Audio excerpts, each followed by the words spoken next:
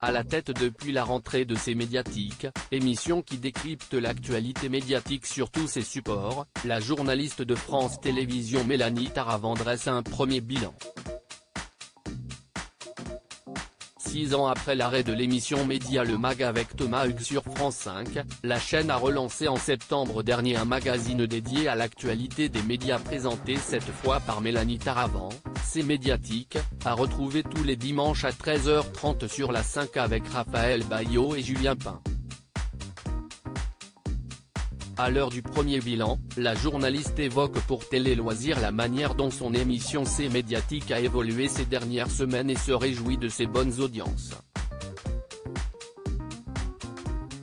Rencontre. Les audiences ont augmenté de 40%. Télé Loisirs, C'est Médiatique a récemment évolué sur la forme avec un sujet fil rouge par émission. Vous allez garder ce nouveau principe, Mélanie Taravant? Oui.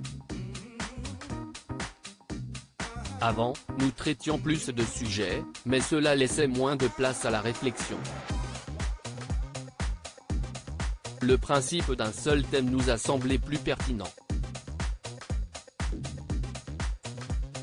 Avant, nous traitions plus de sujets, mais cela laissait moins de place à la réflexion. C'est un choix à double tranchant, si le sujet intéresse le téléspectateur reste jusqu'au bout. Dans le cas contraire, il s'en va. Pas forcément.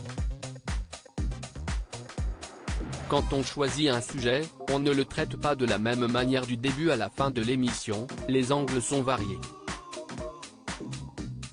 Nous nous demandons plutôt quelle plus-value nous pouvons apporter. C'est Médiatique est enregistré le vendredi.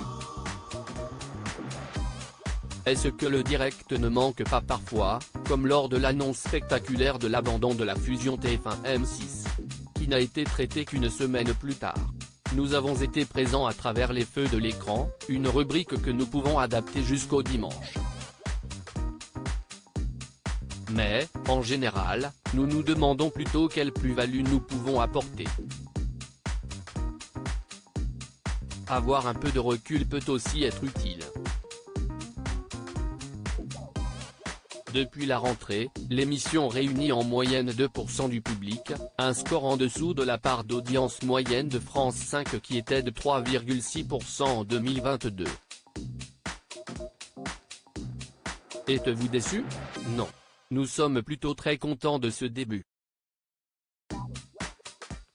Les audiences ont augmenté de 40% par rapport à la moyenne de la tranche l'année précédente.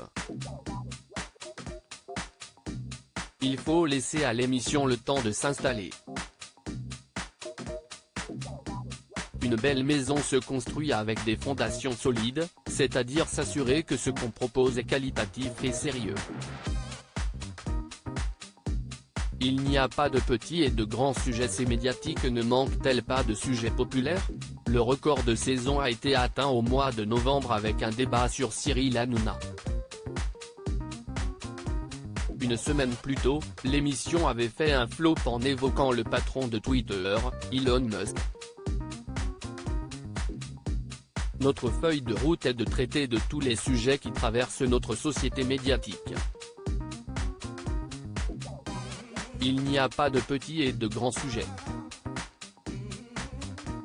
Charge à nous de bien les traiter pour apporter des outils de réflexion à nos téléspectateurs.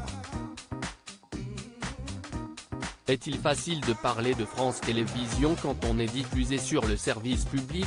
L'arrêt de l'émission de Claire Chazal Passage des Arts sur France 2 a, par exemple, été traité à minima chez vous. France Télévisions ne nous a jamais appelés pour nous interdire de traiter d'un sujet. Dans le cas de Claire Chazal, nous avons donné l'info et nous avons présenté la nouvelle émission qui lui succède. Des sites People ont récemment annoncé un heureux événement à venir vous concernant. Comment vivez-vous cette exposition médiatique? Tout d'abord, c'est une erreur et ces sites ne m'ont pas appelé pour vérifier cette information. Mais je n'ai pas l'impression d'être une personnalité médiatique, je n'ai pas de paparazzi à mes trousses. sourire. À lire aussi: nous regrettons vivement l'arrêt de Passage des Arts. 163 personnalités demandent le maintien de l'émission de Claire Chazal.